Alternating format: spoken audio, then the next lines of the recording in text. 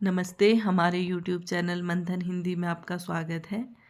जैसा कि आप सभी जानते हैं, हमारे चैनल के द्वारा HPRCA TGT आर्ट्स कमीशन 2025 के लिए फ्री ऑनलाइन क्लासेस प्रोवाइड कराई जा रही है। आज के लेक्चर का विषय रहेगा पॉलिटिकल साइंस, जिसमें हम भारत का संविधान और भारत के संविधान की रचना के विषय में चर्चा करेंगे। भारत के संविधान को जानने के लिए आवश्यक है भारतीय संविधान के विकास के इतिहास को जानना। आइए शुरुआत करते हैं आज के लेक्चर की। 1757 ईस्वी की प्लासी की लड़ाई और 1764 ईस्वी के बक्सर के युद्ध को अंग्रेज़ों द्वारा जीत लिए जाने के बाद बंगाल पर ब्रिटिश इंडिया कंपनी ने शासन का शिकंजा कसा।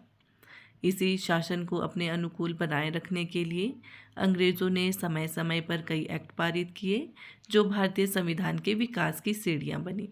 जो एक्ट पारित हुए हैं वे निम्नलिखित है। सबसे पहले है 1773 का रेगुलेटिंग एक्ट। तत्कालीन ब्रिटिश प्रधानमंत्री लॉर्ड नॉर्थ द्वारा गोपनीय समिति की रिपोर्ट पर 1773 में ब्रिटिश संसद द्वारा यह एक्ट पारित किया गया। किसके द्वारा किया गया था? ब्रिटिश प्रधानमंत्री लॉर्ड नॉर्थ द्वारा 1773 में। इसका उद्देश्य कंपनी में व्याप्त भ्रष्टाचार एवं कुशासन को दूर करना था। मद्रास एवं बम्बई प्रेसिडेंसियों को कलकत्ता प्रेसिडेंसी के अधीन कर दिया गया। कलकत्ता प्रेसिडेंसी के प्रमुख को गवर्नर की जगह गवर्नर जनरल कहा जाने लगा। इस एक्ट में एक उच्चतम न्यायालय के गठन का प्रावधान था, जिसके तहत 1774 में कलकत्ता में 4 सदस्यीय उच्चतम न्यायालय गठित किया गया। बंगाल प्रेसिडेंसी का पहला गवर्नर जनरल वॉरेन हेस्टिंग्स था। प्रथम प्रधान न्यायाधीश सर एलिजाह इम्पे थे। दूसरा एक्ट है 1874 का Pitt's India act. Pitt's India act ने कंपनी के व्यापारिक एवं राजनीतिक कार्यों को एक दूसरे से अलग कर दिया। कंपनी के वाणिज्य संबंधी विषयों को छोड़कर सभी सैनिक, असैनिक तथा राजस्व संबंधी मामलों को एक नियंत्रण बोर्ड के अधीन कर दिया। इस अधिनियम द्वारा द्वैध शासन की शुरुआत हुई, जो 1858 तक विद्यमान रही। 1793 का चार्टर एक्ट। इस एक्ट के द्वारा कंपनी के व्यापारिक अधिकारों को 20 वर्ष के लिए बढ़ा दिया। बोर्ड ऑफ कंट्रोल के अधिकारियों को वेतन भारतीय कोष से मिलने लगा। 1813 का चार्टर एक्ट। इस एक्ट के अंतर्गत कंपनी के भारतीय व्यापार के एकाधिकार को समाप्त कर दिया गया, परंतु चीन से व्यापार एवं चाय के व्यापार का एकाधिकार बना रहा।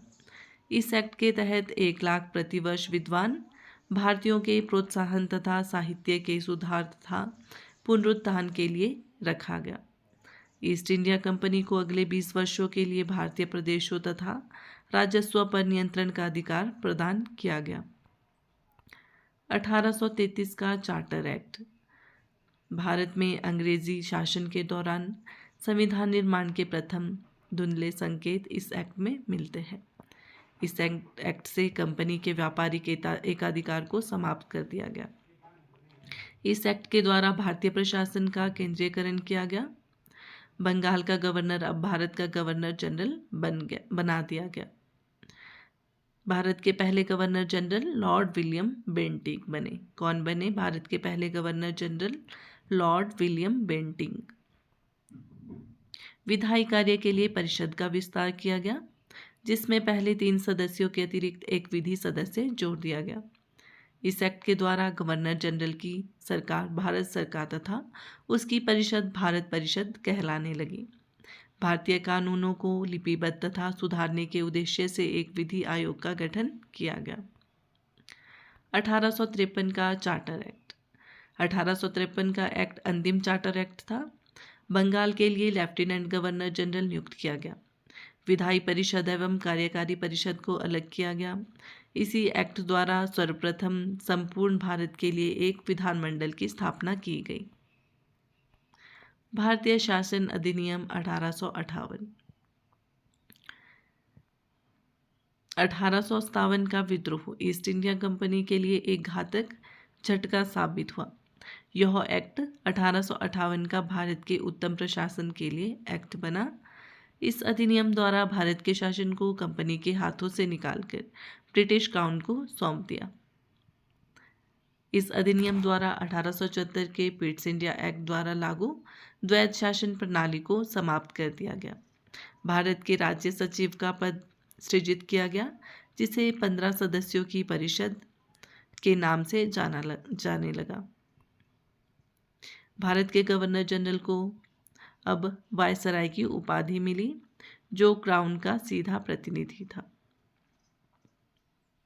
लॉर्ड केनिंग भारत के पहले वायसराय थे। भारत के पहले वायसराय कौन बने थे? Lord Canning. भारतीय परिषद अधिनियम 1861। गवर्नर जनरल की कार्यपालिका परिषद का विस्तार किया गया तथा उसमें 5वां सदस्य शामिल किया गया। विधायी कार्यों के लिए कम से कम 6 तथा अधिक से अधिक 12 सदस्य शामिल किए गए।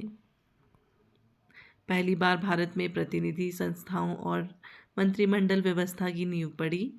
गवर्नर जनरल को अध्यादेश जारी करने का अधिकार मिला। गवर्नर जनरल को बंगाल, उत्तर पश्चिम सीमा प्रांत व पंजाब में विधान परिषद स्थापित करने की शक्ति प्रदान की गई। भारतीय परिषद अधिनियम 1892। गवर्नर जनरल की परिषद के अतिरिक्त सदस्यों की संख्या बढ़ाकर मिनिमम कितनी 10 तथा मैक्सिमम 16 कर दी गई। प्रांतीय परिषदों में भी अतिरिक्त सदस्यों की संख्या बढ़ा दी गई। अप्रत्यक्ष चुनाव प्रणाली की शुरुआत हुई। भारतीय परिषद अधिनियम 1892 में क्या हुआ? अप्रत्यक्ष चुनाव प्रणाली की शुरुआत। भारतीय परिषद अधिनियम 1909। इसे मार्ले मिंटो रिफॉर्म के नाम से भी जाना जाता है।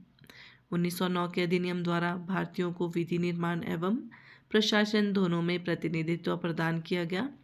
इस अधिनियम में पहली बार मुस्लिम समुदायों के लिए पृथक निर्वाचन मंडल की सुविधा प्रदान की गई। इस अधिनियम ने केंद्रीय तथा प्रांतीय विधायी शक्ति को बढ़ाया। सत्येंद्र सिन्हा को गवर्नर जनरल की कार्यकारिणी का प्रथम भारतीय विधि सदस्य नियुक्त किया गया। भारतीय विधान परिषद में सदस्यों की संख्या 60 की गई और 9 पदेन सदस्यों का प्रावधान किया गया। अब है भारतीय परिषद अधिनियम 1919, जिसे मॉन्टेग्यू चेम्सफोर्ड सुधार अधिनियम भी कहा जाता है। इस अधिनियम के तहत द्विसदनीय व्यवस्था स्थापित की गई। केंद्रीय विधान परिषद का स्थान राज्य परिषद उच्च परिषद थी। केंद्रीय विधानसभा निम्न सदन वाले द्विसदनीय विधानमंडल ने ले लिया। राज्य परिषद में सदस्यों की संख्या 60 थी, जिसमें 34 सदस्य निर्वाचित होते थे। राज्य परिषद का कार्यकाल 5 वर्ष का था। केंद्रीय विधानसभा में सदस्यों की संख्या 145 निर्धारित की गई, जिसमें 104 निर्वाचित तथा 41 मनोनीत होते थे। केंद्रीय विधानसभा का कार्यकाल 3 वर्ष का था। सदस्यों का चुनाव सीमांकित निर्वाचन क्षेत्रों द्वारा प्रत्यक्ष रूप से किया जाना था। निर्वाचन के लिए योग्यताएं सांप्रदायिक समूह, निवास एवं संपत्ति पर आधारित थी। द्वैध शासन। इस एक्ट द्वारा 8 प्रमुख प्रांतों में द्वैध शासन पद्धति शुरू की गई। इन प्रांतों को गवर्नर के प्रांत कहा जाता था। प्रांतीय विषयों को 2 भागों में बांटा गया। आरक्षित विषय, हस्तांतरित विषय। आरक्षित विषय, जिसमें भू राजस्व, वित्त, कानून व्यवस्था, सिंचाई, खनिज संसाधन, न्याय, पुलिस प्रशासन, उद्योग आदि होते हैं। हस्तांतरित विषय, इसमें शिक्षा, लोक स्वास्थ्य, कृषि, मापतोल, स्थानीय स्वायत्त शासन, सार्वजनिक मनोरंजन पर नियंत्रण, आबकारी आदि।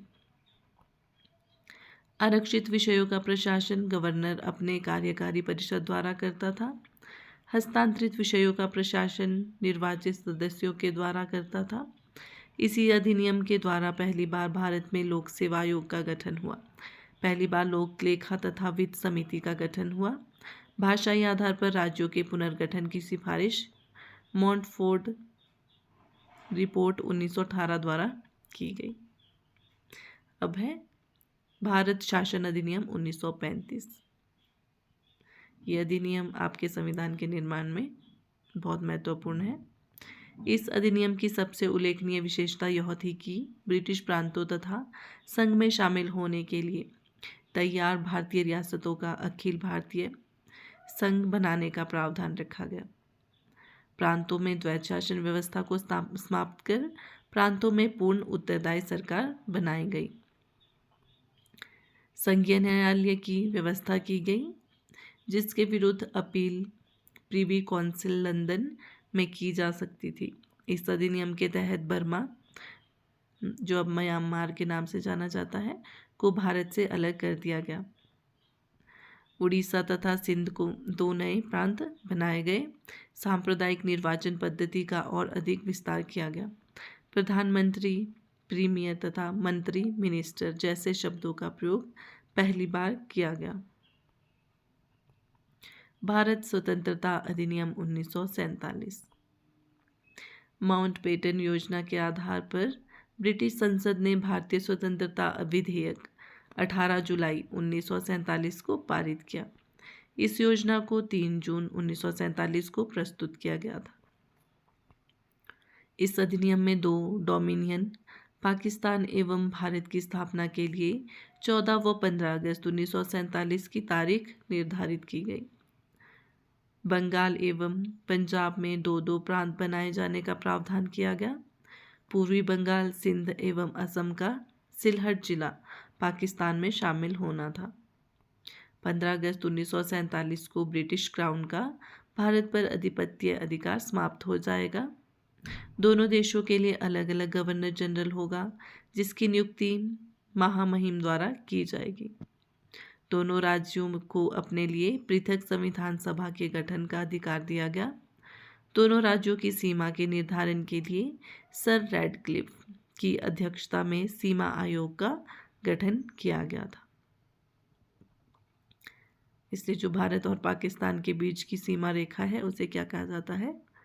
Radcliffe line. संविधान की रचना। हमारे भारतीय संविधान की रचना कैसे हुई? संविधान सभा, चुने गए जनप्रतिनिधियों की जो सभा जो संविधान बनाने का काम करती है उसे संविधान सभा कहते हैं। भारत में संविधान सभा का गठन कैबिनेट मिशन द्वारा प्रस्तावित योजना के अनुरूप जुलाई 1946 में हुआ था। संविधान सभा के सदस्यों का चुनाव प्रांतीय विधानसभाओं के सदस्यों द्वारा अप्रत्यक्ष रूप से किया गया। संविधान सभा में अनेक दलों के लोग थे। इस सभा ने अपने कार्यों का संचालन करने के लिए अनेक समितियों का गठन किया था। प्रांतों से प्रतिनिधियों की संख्या का निर्धारण प्रति 10 लाख की जनसंख्या पर एक प्रतिनिधि के हिसाब से किया गया। संविधान निर्माण निकाय के सदस्य संख्या 389 निर्धारित की गई। इनमें से 292 प्रतिनिधि ब्रिटिश भारत में गवर्नरों के अधीन 11 प्रांतों से, 4 प्रतिनिधि चीफ कमिश्नरी के 4 प्रांतों से, दिल्ली, अजमेर, मारवाड़, दुर्ग एवं ब्रिटिश बलूचिस्तान तथा 93 प्रतिनिधि भारतीय रियासतों से थे। जुलाई 1940 में ब्रिटिश भारत के प्रांतों को आवंटित 292 प्लस 4 296 सीटों के लिए चुनाव हुए।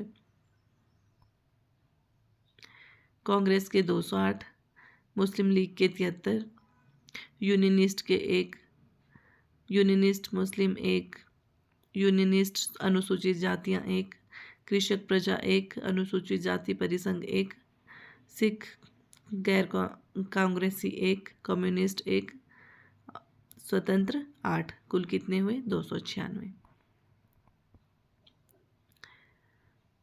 संविधान सभा की बैठक। संविधान सभा का विधिवत उद्घाटन 9 दिसंबर 1946 सोमवार प्रातः 11 बजे हुआ।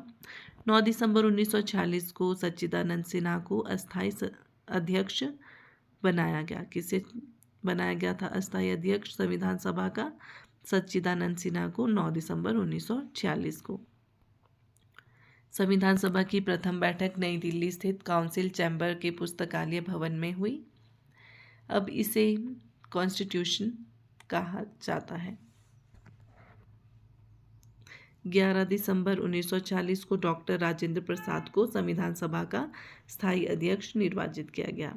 कब किया गया था राजेंद्र प्रसाद को? 11 दिसंबर 1946 को स्थायी अध्यक्ष। H.C. मुखर्जी को उपाध्यक्ष तथा B.N. राव को संविधान सभा का संवैधानिक सलाहकार नियुक्त किया गया। जवाहरलाल नेहरू ने 13 दिसंबर 1946 को उद्देश्य प्रस्ताव प्रस्तुत किया, जिसे संविधान सभा ने 22 जनवरी 1947 को स्वीकार कर लिया। संविधान सभा द्वारा उद्देश्य प्रस्ताव की स्वीकृति के बाद संविधान रचना के विभिन्न पहलुओं से निपटने हेतु विभिन्न समितियां नियुक्त की गई। संविधान सभा द्वारा गठित समितियां कौन कौन सी थी? नियम समिति, इसके अध्यक्ष थे डॉक्टर राजेंद्र प्रसाद। संचालन समिति, इसके अध्यक्ष भी थे डॉक्टर राजेंद्र प्रसाद। प्रारूप समिति के अध्यक्ष थे डॉक्टर भीमराव अंबेडकर। संघ संविधान समिति के अध्यक्ष थे जवाहरलाल नेहरू। प्रांतीय संविधान समिति के अध्यक्ष थे सरदार वल्लभ भाई पटेल। वित्त एवं कर्मचारी समिति के अध्यक्ष थे डॉक्टर राजेंद्र प्रसाद। सलाहकार समिति के अध्यक्ष सरदार वल्लभ भाई पटेल। इस समिति की 2 उप समितियां थी। मूल अधिकार उप समिति J.B. कृपलानी, अल्पसंख्यक उप समिति H.C. मुखर्जी। संघ शक्ति समिति के अध्यक्ष थे जवाहरलाल नेहरू। 29 अगस्त 1947 को भारतीय संविधान निर्माण हेतु 7 सदस्यीय प्रारूप समिति का गठन किया गया। इसका अध्यक्ष कौन थे? डॉक्टर भीमराव अंबेडकर। संविधान सभा के संवैधानिक सलाहकार B.N. राव ने संविधान का पहला प्रारूप तैयार किया। इसमें 243 अनुच्छेद और 13 अनुसूचियां थी। प्रारूप समिति द्वारा तैयार किया गया भारत के संविधान का प्रारूप 21 फरवरी 1948 को संविधान सभा के अध्यक्ष के समक्ष पेश किया गया। इसमें काफ़ी संख्या में संशोधन किए गए। इसके बाद 26 अक्टूबर 1948 को पुनः संविधान सभा के अध्यक्ष के समक्ष प्रस्तुत किया गया। प्रारूप संविधान 4 नवंबर 1947 को पुनः स्थापित हुआ। संविधान के प्रारूप के उपबंधों का खंडवार विचार 15 नवंबर 1948 से 17 अक्टूबर 1949 के मध्य हुआ। प्रस्तावना को सबसे बाद में स्वीकार किया गया। तीसरा वाचन था 17 नवंबर 1949 एवं 26 नवंबर 1949 के बीच हुआ। 26 नवंबर 1949 को संविधान सभा द्वारा निर्मित संविधान अंतिम रूप से स्वीकार किया गया। इस पर 284 सदस्यों ने अपने हस्ताक्षर किए। कितने सदस्यों ने किए? 284 सदस्यों ने। इस समय संविधान में 22 भाग, 395 अनुच्छेद, 8 अनुसूचियां थी। जब संविधान का निर्माण हुआ तो संविधान में 22 भाग, 395 अनुच्छेद और 8 अनुसूचियां थी। विविध तथ्य। संविधान के निर्माण में कुल 2 वर्ष 11 महीने 18 दिन लगे। इस दौरान कुल 11 अधिवेशन हुए। संविधान के प्रारूप पर 114 दिन चर्चा हुई। संविधान के निर्माण पर कुल 63,96,729 खर्च हुआ। संविधान के कुछ भाग जैसे नागरिकता, निर्वाचन, अंतरिम संसद आदि से संबंधित कुल 15 अनुच्छेदों को 26 नवंबर 1949 को ही लागू कर दिया गया। शोध अनुच्छेद 26 जनवरी 1950 को लागू हुए। शेष जो अनुच्छेद थे वो कब पारित हुए? 26 जनवरी 1950 को। संविधान सभा की अंतिम बैठक 24 जनवरी 1950 को हुई एवं डॉक्टर राजेंद्र प्रसाद को भारत का राष्ट्रपति नियुक्त किया गया। भारत का राष्ट्रपति किसे नियुक्त किया गया था? डॉक्टर राजेंद्र प्रसाद को। कब हुई थी अंतिम बैठक? 24 जनवरी 1950 को। संविधान सभा के अन्य कार्य 22 जुलाई 1947 को राष्ट्रीय ध्वज को अपनाया गया। कब अपनाया गया राष्ट्रीय ध्वज को? 22 जुलाई 1947। राष्ट्रीय गान को 24 जनवरी 1950 को अपनाया गया। 24 जनवरी 1950 को राष्ट्रीय गीत को भी अपनाया गया। राष्ट्रीय गान और राष्ट्रीय गीत को कब अपनाया गया? 24 जनवरी 1950। राष्ट्रीय ध्वज को 22 जुलाई 1947। 1949 में क्या हुआ था? राष्ट्रमंडल में भारत की सदस्यता। अब है संविधान का अधिनियम। जब विभाजन के बाद 31 अक्टूबर 1947 को संविधान सभा की बैठक बुलाई गई, तब कुल सदस्य 299 थे एवं इनमें से 70 सदस्य रियासतों के प्रतिनिधि थे।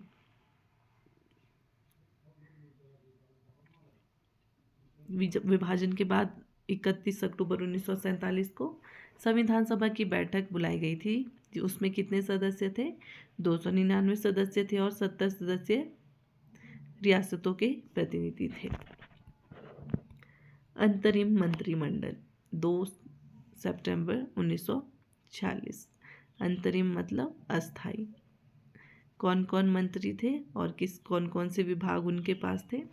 जवाहरलाल नेहरू, इनके पास मंत्रिमंडल के प्रमुख विदेशी, जो जवाहरलाल नेहरू थे वो मंत्रिमंडल के प्रमुख थे और विदेशी तथा राष्ट्रमंडल विभाग इनके पास था।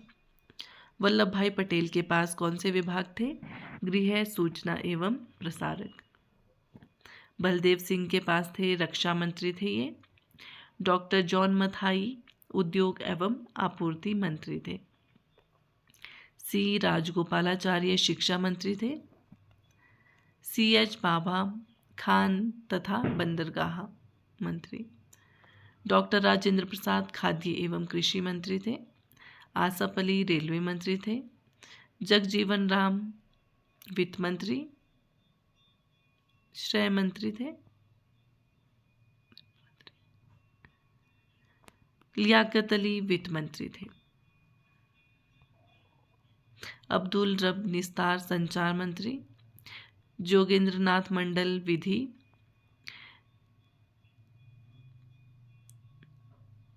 राजनफर अली खां स्वास्थ्य मंत्री।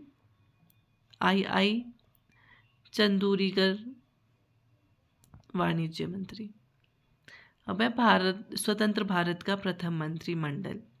स्वतंत्र भारत का प्रथम मंत्रिमंडल था, कौन कौन थे? जवाहरलाल नेहरू प्रधानमंत्री थे ये भारत के पहले। विदेश मंत्री, राष्ट्रमंडल और वैज्ञानिक शोध, ये विभाग थे जवाहरलाल नेहरू के पास। डॉक्टर राजेंद्र प्रसाद खाद्य एवं कृषि मंत्री विभाग था इनके पास। अब्दुल कलाम आज़ाद शिक्षा मंत्री थे। स्वतंत्र भारत के पहले शिक्षा मंत्री अब्दुल कलाम आज़ाद थे। सरदार वल्लभ भाई पटेल के पास गृह, सूचना एवं प्रसारण तथा भारत के उप प्रधानमंत्री भी थे ये। जगजीवन राम श्रम मंत्री थे। CH भाभा वाणिज्य मंत्री। रफ़ी अहमद किदवई संचार मंत्री। राजकुमारी अमृत कौर स्वास्थ्य मंत्री थे। डॉक्टर भीमराव अंबेडकर स्वतंत्र भारत के विधि मंत्री थे। RK जेटली वित्त मंत्री थे। डॉक्टर श्यामा प्रसाद मुखर्जी उद्योग एवं आपूर्ति मंत्री। NC गाडगिल कार्य, खदान एवं ऊर्जा मंत्री थे। आशा करती हूँ आपको क्लास अच्छी लगी हो। धन्यवाद।